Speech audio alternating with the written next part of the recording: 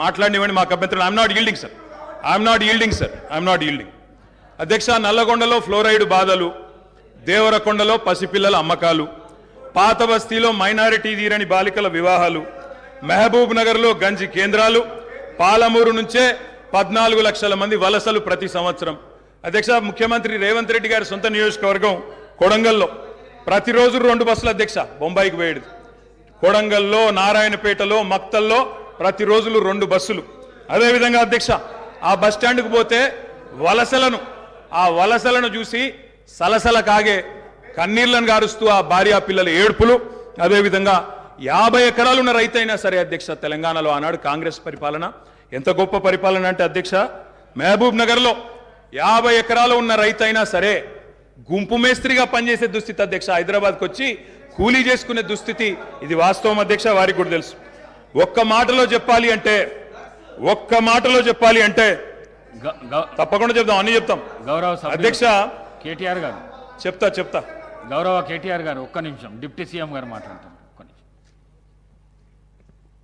అధ్యక్ష, ప్రభుత్వం మారింది,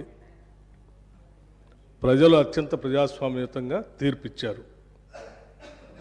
మేము చాలా విషయాల హృదయంతో ప్రభుత్వం తరఫు నుంచి చాలా స్పష్టంగా చెప్పాం.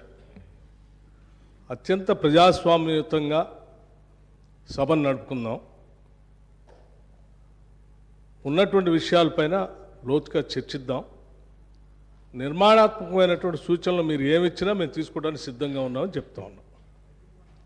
మొట్టమొదటి సమావేశం, మొట్టమొదటి రోజు వారు గవర్నర్ ప్రసంగం మీద ధన్యవాదాలు చెప్పే తీర్మానంలో కొంత పెద్ద మనసుతో ఈ ప్రభుత్వం చెప్పినటువంటి మాటలను స్వాగతిస్తున్నామనో, లేకపోతే అదే రీతిలో మనం ముందుకు పోదామనో అలా చెప్పుకుంటూ సభ నడిపించడం కోసం ప్రయత్నం చేయాలి. కానీ మొదలుపెట్టమే వారు అసలు ఒక దాడి మొదలుపెట్టినట్టు మొదలు పెడితే ప్రభుత్వానికి తప్పనిసరి పరిస్థితుల్లో మీకు మేము అనుకున్నటువంటి ప్రజాస్వామ్యయుత సభ నడిపేదానికంటే మీకు సమాధానం చెప్పే కార్యక్రమంలో ఆ స్ఫూర్తి కూడా దెబ్బతినేటట్టుగా వారు మాట్లాడుతున్నారు. అది కరెక్ట్ కాదు.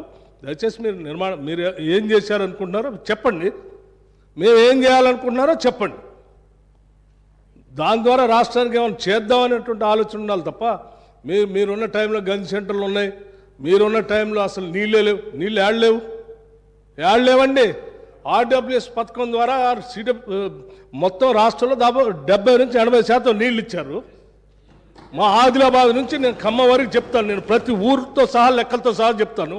చివరి గోండుగూడల్లో కూడా మీరు చెప్పినటువంటి ఆర్డబ్ల్యూఎస్ దాదాపు 43,000 కోట్ల రూపాయలతో ఖర్చు పెట్టారు.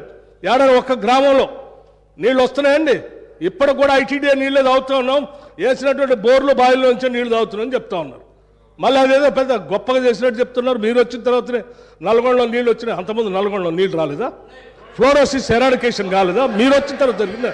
మీకంటే ముందే జరిగింది. మీరు ఇంకా కట్టినటువంటి ఆర్డబ్ల్యూఎస్ పథకం కింద కట్టినటువంటి సంస్థల్ని, వ్యవస్థల్ని, ఆస్తుల్ని అన్నింటినీ కూడా ధ్వంసం చేసి తాళాలు వేసి పనికి రాకుండా చేశారు. వాటి మీద కూడా లెక్కలతో మేము బయటకు తీస్తాం, రివ్యూ చేస్తాం. అధ్యక్ష, దయచేసి మీరు చెప్పండి. ఎస్, మీరు 10 ఏళ్ళు పాలన చేశారు, ప్రజలు తీర్పిచ్చారు. ఈ తీర్పిచ్చినటువంటి తీర్పు ద్వారా రేపొద్దున ఇంకా భవిష్యత్తులో ఈ రాష్ట్రాన్ని ఇంకా ఎంత ముందుకు తీసుకొని పోదాం. మీరు ఏదైనా ఉంటే సూచనలు చేయండి. మీరు వినటానికి సిద్ధంగా ఉన్నాం, అమలు చేయడానికి కూడా సిద్ధంగా ఉన్నాం. Thank you.